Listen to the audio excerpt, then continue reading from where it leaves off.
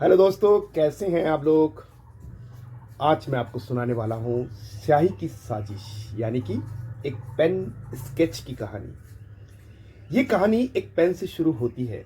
एक पुराना काले रंग का धातु से बना पेन, जिसकी नीब पर हल्की सी खरोच थी और जिस पर हल्के सुनहरे अक्षरों में लिखा था कल्पना 1963। ये पेन एक कबाड़ी की दुकान में पड़ा था, धूल से सना पुराने अखबारों और टूटे किताबों के ढेर में दबा हुआ। कोई उस पर ध्यान नहीं दे रहा था, सिवाय एक इंसान के, जिसका नाम था राजू। राजू एक संघर्ष कलाकार था। न नाम था, न पहचान, और ना ही जेब में पैसे। लेकिन उसके पास थी कल्पना, और उस कल्पना को आकार देने की जिद। उस दिन वो कबाड़ी की दुकान से पुरानी किताबें ढूंढ रहा था कि उसकी नजर उस पेन पर पड़ी। उसने पेन उठाया, हाथ में घुमाया और ना जाने क्यों उसे खरीद लिया, सिर्फ 10 रुपए में। शाम को अपने छोटे से कमरे में लौटकर राजू ने अपने स्केचबुक के पन्ने पलटे। उस पुराने पेन से एक स्केच बनाना शुरू किया। वो एक खंडरनुमा हवेली की तस्वीर खींच रहा था। एक ऐसी हवेली जो उसने कभी देखी नहीं थी, पर जैसे वो हवेली उसे जहन में बसी हो। पेन की नीब जैसे खुद ब खुद चल रही थी। अर्जुन ने अपने हाथ को रोकने की कोशिश की, पर उसकी अंगुलियां रुक नहीं रही थी। कुछ ही देर में एक ऐसा स्केच बन गया जो हूबहू किसी असली जगह जैसा लग रहा था। पुराने खंबे, टूटी छत, जंग लगे झरोके और एक खिड़की जिसमें एक औरत की परछाई नजर आ रही थी। राजू सिहर गया।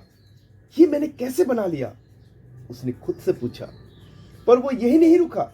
अगले दिन उसने फिर पेन उठाया और फिर से स्केच करने लगा। इस बार एक रेलवे स्टेशन बना, लेकिन 1940 के दौर का। वो खड़े स्टीम इंजन, अंग्रेज अफसर और एक लड़की जो स्टेशन के बेंच पर बैठी थी, किताब पढ़ रही थी। हर स्केच में कोई ना कोई परछाई होती, मानो वो पेन न केवल तस्वीर बना रहा हो, बल्कि बीते वक्त वो कागज पर उतार रहा हो। हर स्केच में एक कहानी छिपी होती, एक अधूरा संवाद, एक भूला हुआ पल। धीरे धीरे राजू को समझ आने लगा कि ये पेन साधारण नहीं है। ये एक समय की स्याही से चलता है। जो भी वो बनाता वो एक बीते हुए समय की स्मृति होती, और कभी कभी वो समय वापस आ जाता। एक रात उसने एक लड़की का स्केच बनाया। लंबे बाल, साड़ी में लिपटी, एक किताब हाथ में। उसके चेहरे पर उदासी थी, आंखों में इंतजार। स्केच बनाते ही कमरे की खिड़की अपने आप खुल गई। हवा चलने लगी और स्केच में बनी लड़की की परछाई दीवार से निकलकर सामने खड़ी हो गई। मैं कल्पना हूं, उसने कहा, जिसका नाम पर यह पेन बना था। कल्पना मुस्कुराई। नहीं, मैं उस पेन में कैद थी। राजू घबरा गया।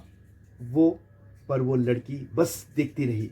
उसने बताया कि वो एक कलाकार थी 1963 में, जिसने इस पेन से ऐसे ही स्केच बनाए थे, और एक दिन वो पेन उसे खींच ले गया।